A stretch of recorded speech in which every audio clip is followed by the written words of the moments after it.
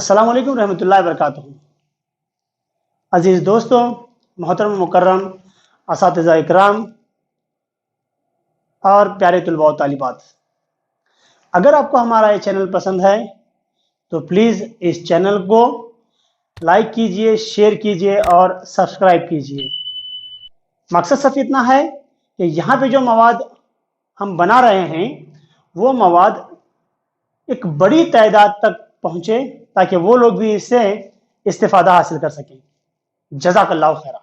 तो आइए फ्रेंड्स, अब हम यहाँ पर नातिक अदद की एक और खुसूसियत, तकलीबी खुसूसियत के बारे में पढ़ेंगे, जिसे हम अंग्रेजी में परमिटेटिव प्रॉपर्टी भी कहते हैं।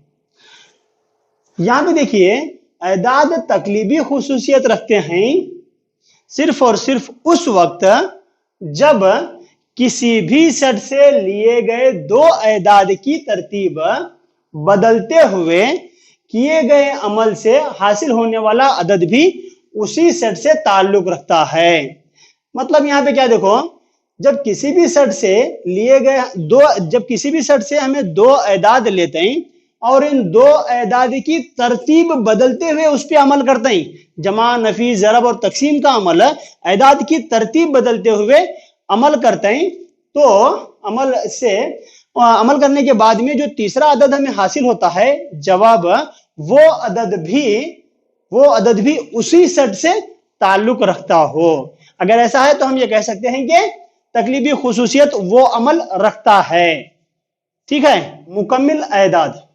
मुकम्मिल एदाद फर्ज कीजिए कि 9 जो है ताल्लुक रखता है W से और 12 ताल्लुक रखता है W से।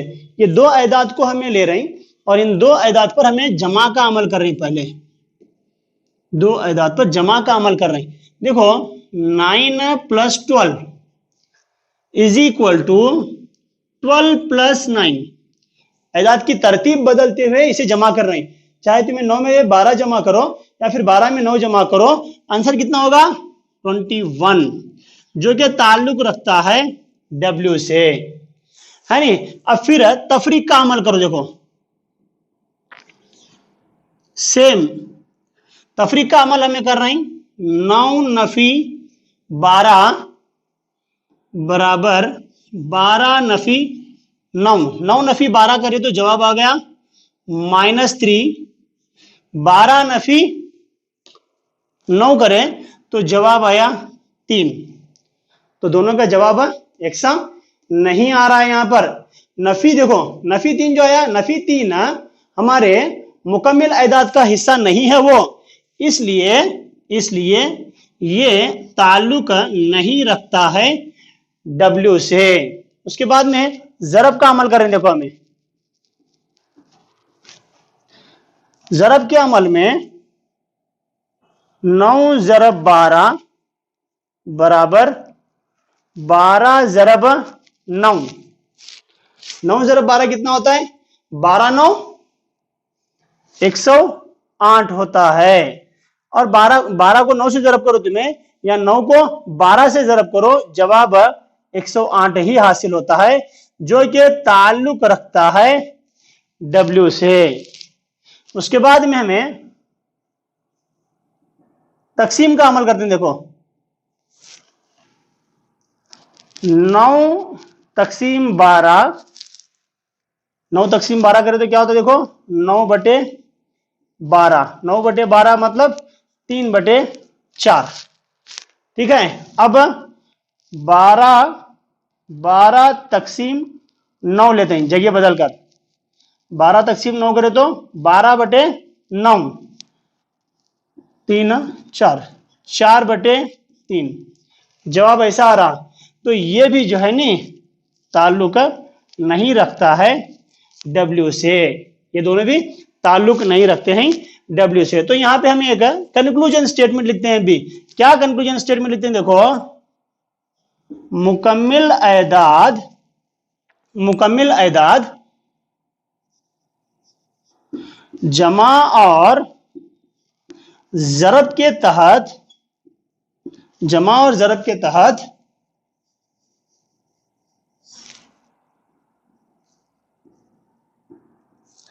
तकलीबियत खुसूसियत रखते हैं और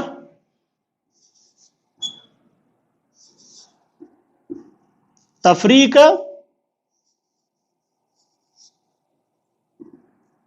तकसीम के तहत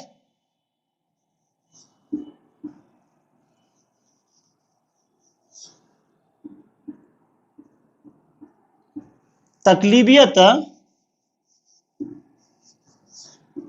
खुसूसियत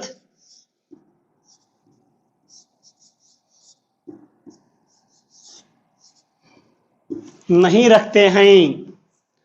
इस तरीके से हम इसका कंक्लूजन स्टेटमेंट लिखते हैं। ठीक है।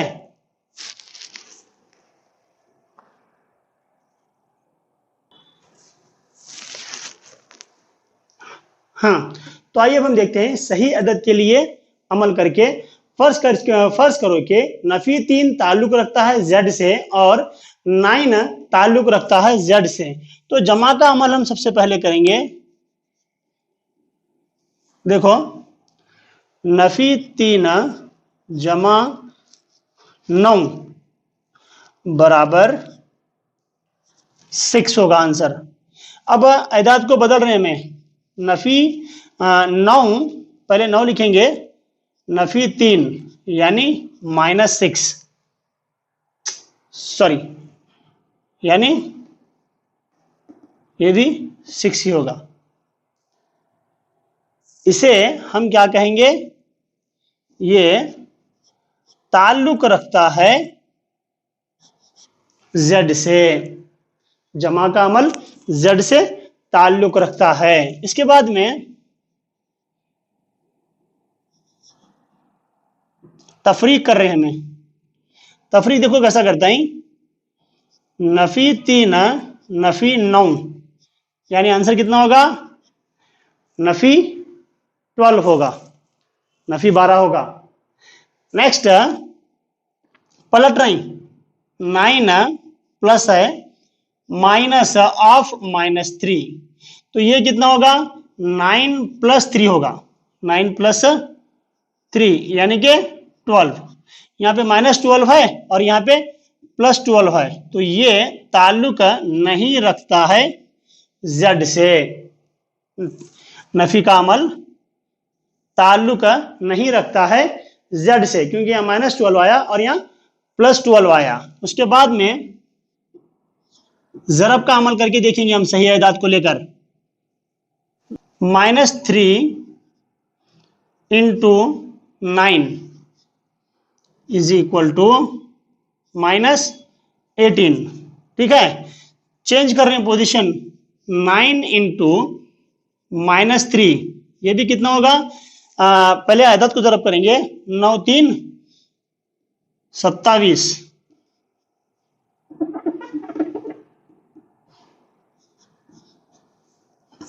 9 × 3 -3 × 9 = -27, 9 × -3 = -27 ही होगा। ये भी इस तरह से तकसीम के भी ये दोनों नफी हैं। अभी दोनों नफी के एदाद जो हैं ये जेड से ताल्लुक रखते हैं हमेशा, है नहीं? दोनों ताल्लुक रखते हैं जेड से, क्योंकि सही एदाद में -12 भी है और +12 भी है। ठीक है। अब यहां पे देखिए, -27 ये जेड से ताल्लुक रखता है। तकसीम का अमल कर रहे हैं मैं भी। तकसीम के अमल में देखिए, पहले -3 / 9 दिस = -1 / 3 हो गए। ठीक है। अब क्या करेंगे? हम रिवर्स करेंगे। 9 / -3 यानी 3 / 1। अब यहां पे देखिए ये P/Q की शक्ल में आ रहा है, इसलिए ये ताल्लुक नहीं रखता है जेड से। तो हमारा कंक्लूजन स्टेटमेंट क्या होगा? तमाम सही एदाद,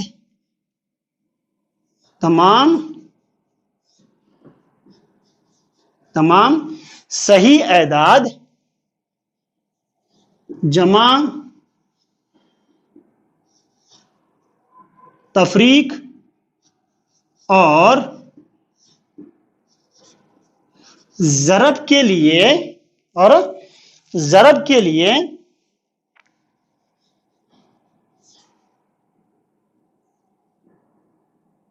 तकलीबियत खुसूसियत रखते हैं और तकसीम के लिए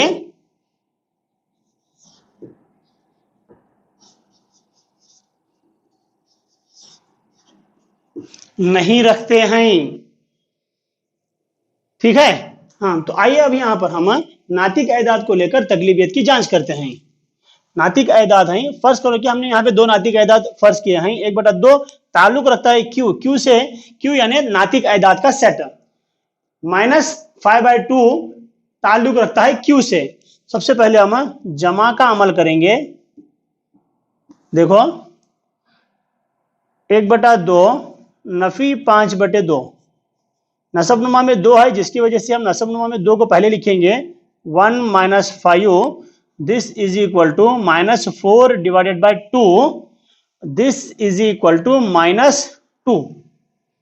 अब पलटेंगे इसे, नफी 5/2 जमा 1/2, इसे क्या होगा देखो, -5 + 1 डिवाइडेड बाई 2, क्योंकि नसबनुमा में 2 एक्सा है, जिसकी वजह से हम क्या करेंगे, नसबनुमा को एक बार लिखेंगे और शुमार कुनिंदा को उसके निशानियों के मुताबिक लिखेंगे। ठीक है। नफी 4/2, this is equal to again नफी 2, 2 × 2 2 दूनी 4, 2 × 2 2 दूनी 4, यह नफी है इसलिए नफी 2। अब यह ताल्लुक रखता है, नातिक एदाद ताल्लुक रखता है क्यू से, क्योंकि नातिक एदाद में P/Q, यहां पे अगर हम Q को 1 ले रहे हैं, समझो नफी 2/1, ये 1, तो ये नातिक एदाद हो गया। तफरीक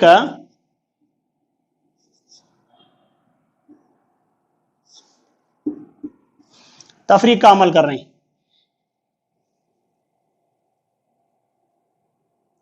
एक बटा दो नफी 5/2, तो ये क्या होगा देखो, 1/2 जमा 5/2 होगा इन्हें, है नहीं।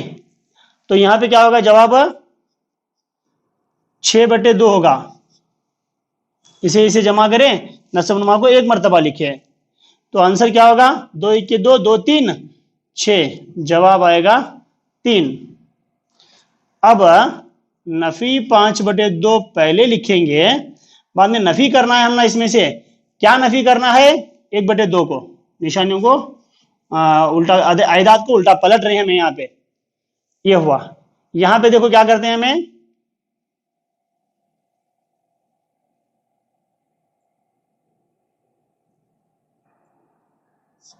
2 लिखते हैं, -5 - 1 यानी -6 divided by 2, this is equal to -3।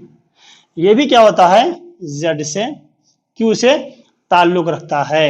अब जरब कर रहे हैं, देखो हमें तीसरा जरब का अमल है। जरब के अमल में हमें कैसा लिखते हैं, 1/2 जरब नफी 5/2 बराबर, इसे पलट को अभी लिखो छोड़ेंगे तो हमें -5 divided by 2 into 1 divided by 2। अब इसे जरब करो, इसे जरब करो, क्या जवाब आता देखेंगे, -5 डिवाइडेड बाय 4 होता है इन्हें, बराबर इन्हें भी -5 डिवाइडेड बाय 4। तो दोनों का जवाब सेम है, इसलिए ये ताल्लुक रखता है Q से। इसे हम इस तरीके से भी लिख सकते हैं। सेम अमल अगर हमें तकसीम के लिए कर रहे हैं,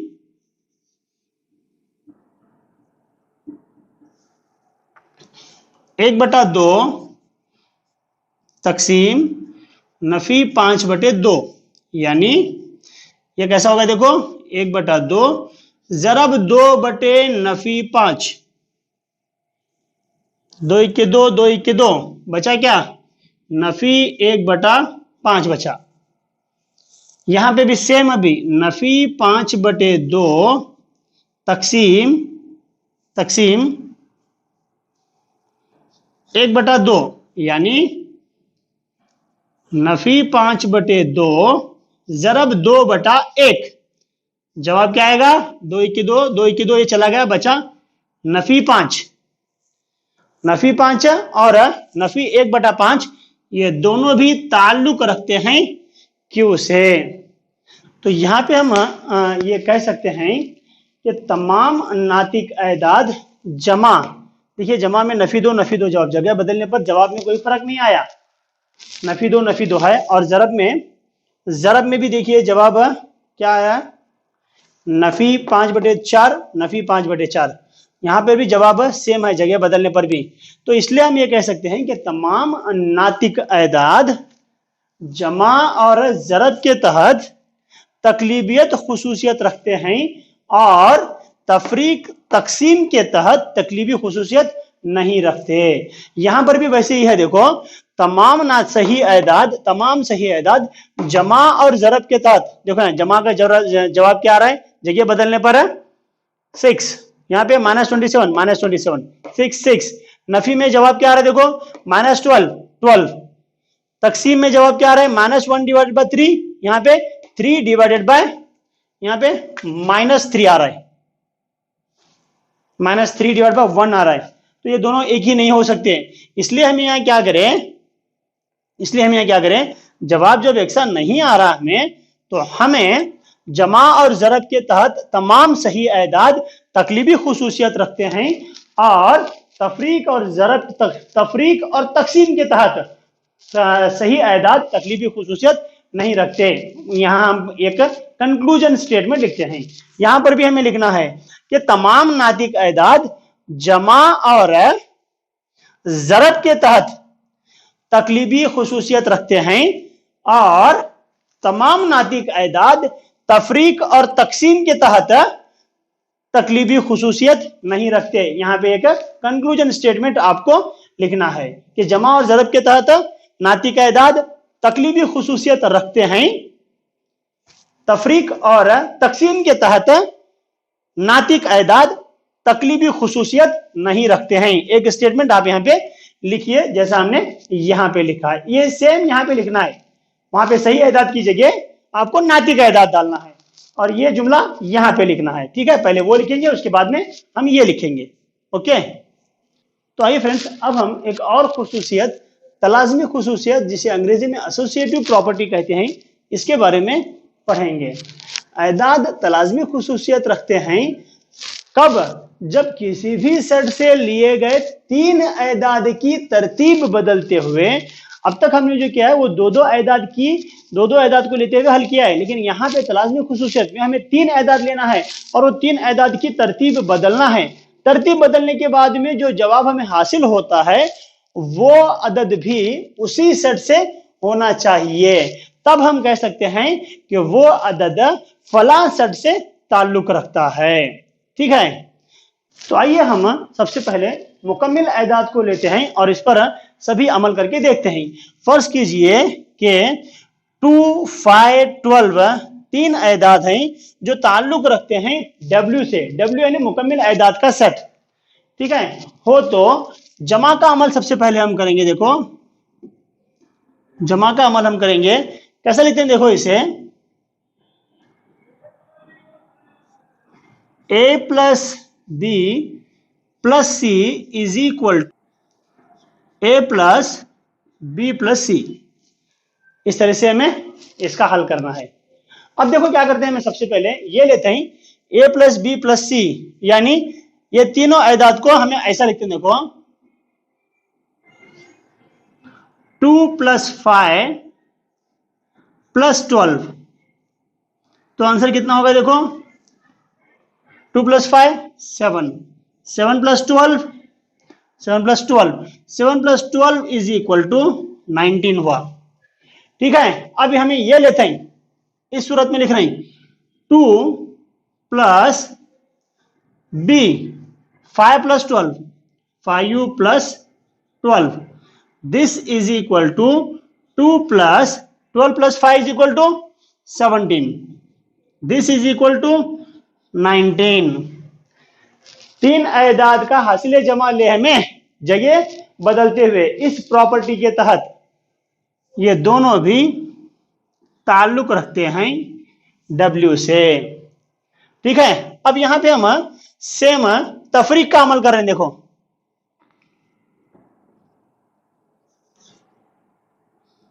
तफरीक का अमल कर रहे हैं, कैसा करते हैं देखो तफरीक का अमल भी, a minus B minus C is equal to a minus B minus C. ये प्रॉपर्टी है तफरीक की। मैं यहां पे इसे हल करूंगा।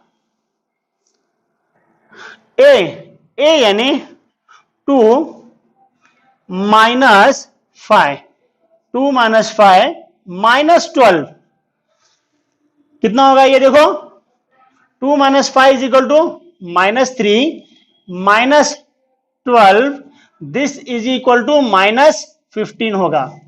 नेक्स्ट 2 माइनस, अब ये प्रॉपर्टी ये ले रहा हूं मैं, सॉरी ये 2 माइनस बी यानी 5 minus 12, this is equal to 2 minus 5 minus 12, 5 minus 12 यानी कितना होगा, माइनस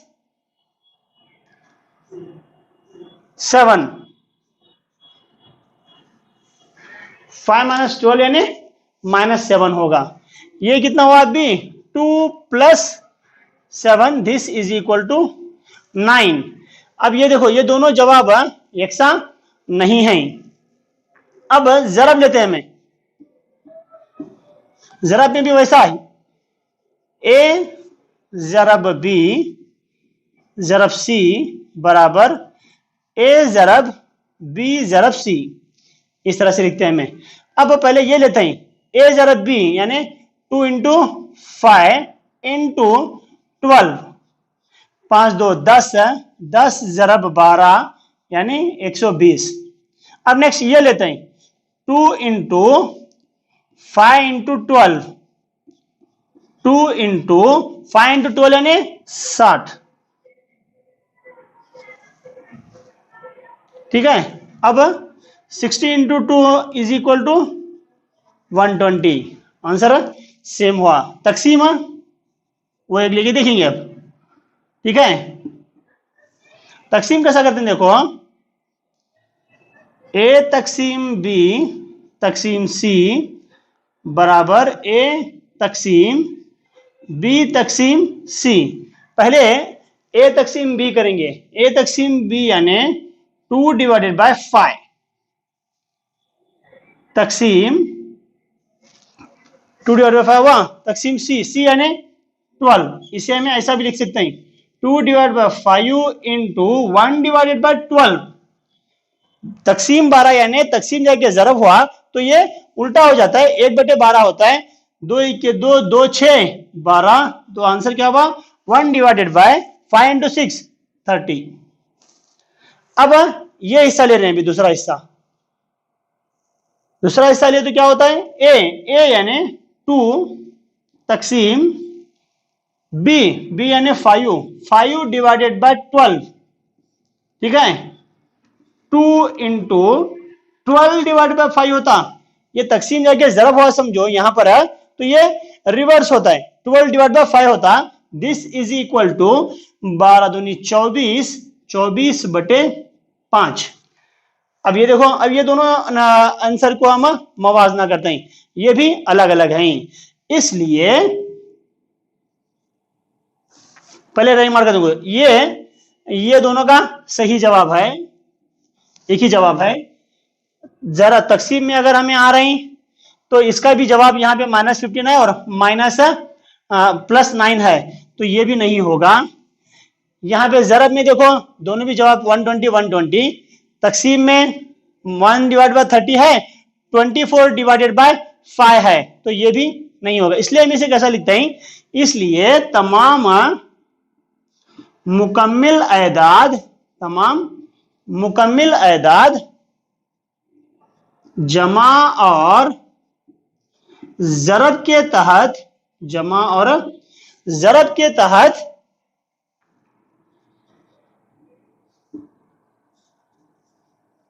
तलाज़मी खुसूसियत रखते हैं और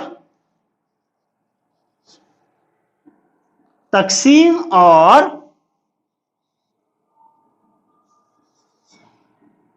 तफरीक के तहत